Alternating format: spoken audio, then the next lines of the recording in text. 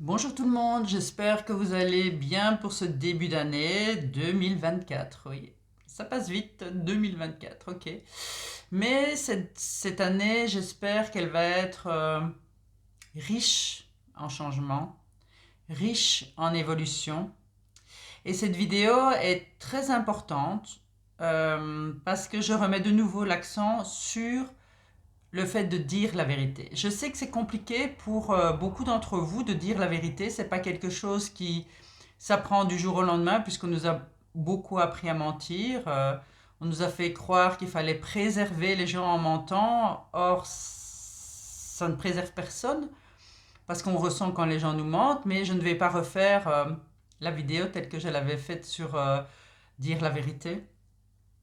Je vais la faire en lien avec la vidéo précédente où je vous parlais de l'inhumation de Farah, ma fille, qui a eu lieu le 13 décembre. Et vous allez très vite comprendre pourquoi je fais ce lien.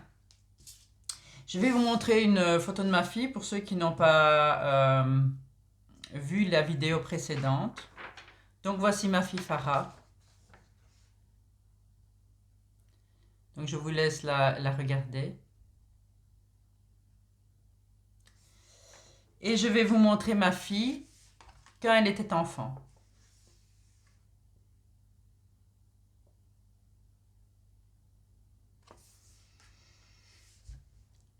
Vous ne comprenez pas. C'est tout à fait logique. En fait, ma fille est née mon fils. Mon fils qui s'appelait Selim. Selim qui était un petit garçon magnifique, qui a vécu son enfance comme un petit garçon, on va dire comme un enfant, même pas comme un petit garçon ou comme une petite fille, comme un enfant. Et puis qui est venu me dire, maman, je suis une fille à l'intérieur. Mais le débat n'est pas là, parce qu'il n'y a pas de débat en soi. À partir du moment où elle a voulu être qui elle était à l'intérieur, elle a énormément souffert du regard particulièrement de ses amis qui n'ont plus regardé de la même façon, de l'entourage là où elle vivait, et ça a été une très grosse souffrance. Et donc cette souffrance, elle l'a gardée à l'intérieur d'elle. Elle ne voulait plus jamais revivre ça. Et donc, adulte, moi, je suis venue sur Charleroi. J'ai quitté l'endroit où on était justement pour la délivrer de cet entourage qui était compliqué pour elle. Et donc, elle a caché le fait qu'elle avait été un petit garçon parce que quand elle est arrivée, euh, on ne pouvait pas vraiment dire qu'elle avait été un petit garçon. Elle était dans sa féminité, pas encore complète, mais elle pouvait être parfaitement née fille telle qu'elle est arrivée à Charleroi. Et donc elle s'est fait des amis qui lui étaient fidèles, mais à qui elle a caché la vérité de qui elle était parce qu'elle ne voulait plus revivre ce regard très dur qu'on avait envers elle. Et donc elle est décédée. Et quand elle est décédée, comme à la suite de n'importe quel décès, j'ai organisé des rencontres avec ses amis que je ne connaissais pas vraiment, puisque elle les avait rencontrés indépendamment de moi et avec d'autres personnes. Et en fait, ces amis, j'ai discuté avec elles et je leur ai dit que Farah était un petit garçon. Et une amie en particulier s'est fâchée, enfin, elle n'a pas fait un scandale, mais elle s'est fâchée parce que elle avait toujours ressenti qui était Farah. Elle lui en avait même parlé. Elle lui avait dit, t'es sûr que t'es pas un garçon à la base? Et Farah a toujours nié. Elle a nié parce que elle était restée dans cette émotion d'enfant euh, et de cette pression qu'on met quand on est différent ou quand on a quelque chose de particulier globalement. Et en fait, son amie avait tellement insisté, elle dit, je ne comprends pas la réaction de Farah parce que elle avait eu elle-même, je pense que c'est une amie qui est devenue garçon, je pense que c'est dans ce sens-là, mais ça n'a pas d'importance en soi.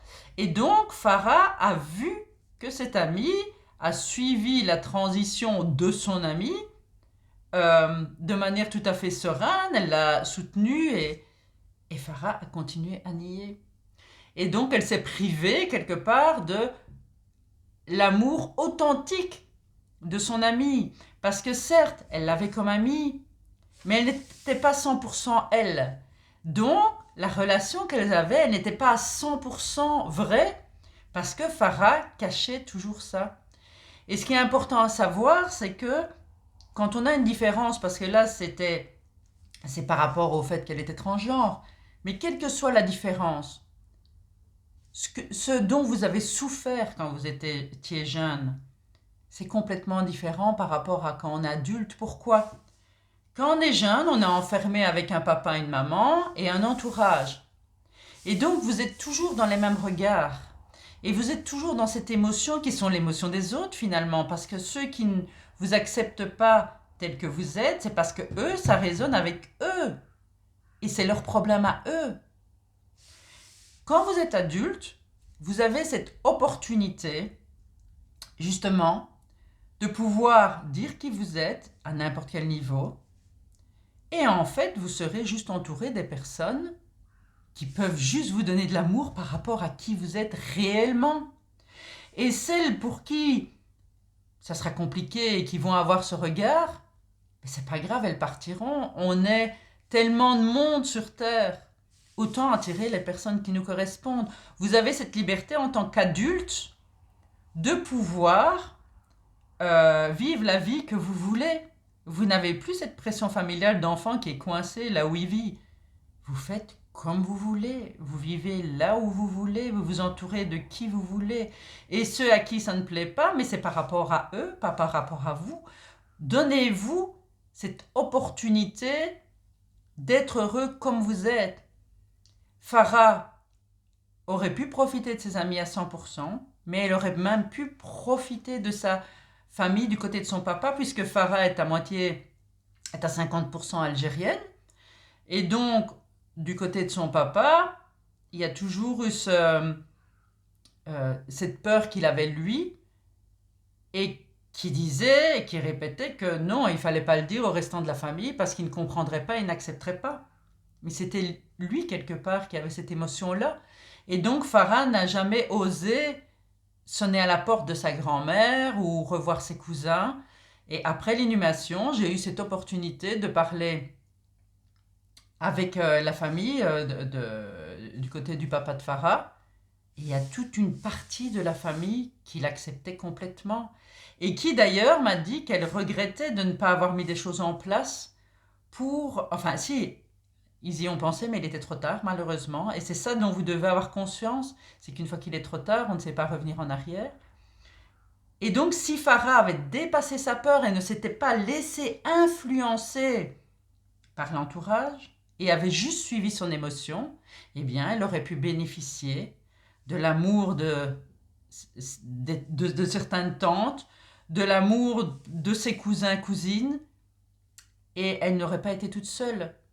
Ça n'aurait rien changé à l'issue de son existence parce que, comme je l'ai expliqué dans la vidéo, on est avec la date de sa mort. Mais elle aurait pu vivre des expériences extraordinaires supplémentaires.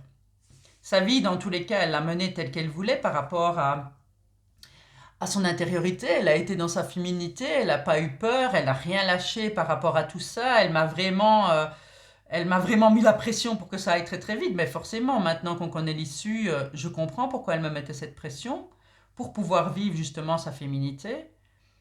Mais l'amour de ses amis, le regard, ressentir cet amour sincère et dépasser sa peur de cette enfance, elle n'a pas eu l'occasion de le découvrir. Maintenant, elle le sait, là où elle est, elle le sait évidemment. Mais c'est dommage de ne pas profiter de ces moments-là, de cet amour-là sincère, parce qu'en réalité, toutes les personnes qui sont autour de vous savent qui vous êtes. Il n'y a qu'à vous que vous mentez. Vous mentez à vous-même.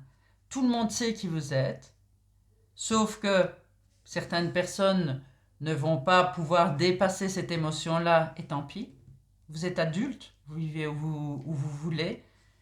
Et certaines de ces personnes vont dire « Enfin, ça y est, tu es qui tu es » eh bien, on peut en profiter encore plus ensemble. On peut t'aimer puisque maintenant tu es réellement toi, tu n'es pas quelqu'un d'autre. Et donc Farah avait cet amour-là de ses amis qui étaient de toute façon acquis. Mais voilà, elle n'a pas pu profiter de voir les yeux de ses amis qui ne changeaient pas comme quand elle était enfant, qui ne changeaient pas et qui étaient réellement sincères. Donc j'espère vraiment que cette vidéo va vous aider à avoir plus facile de dire la vérité. Si c'est compliqué, commencez par des petites choses et voyez ce qui se passe. Mais en tout cas, sachez que on ne dupe personne, on ne se dupe que soi-même. Donc voilà, passez une belle journée et n'hésitez pas à me poser des questions si vous voulez être aidé, si vous voulez qu'on avance ou être conseillé, n'hésitez pas à me poser des questions. Je vous souhaite une excellente journée. À bientôt. Profitez du soleil si vous en avez. À bientôt.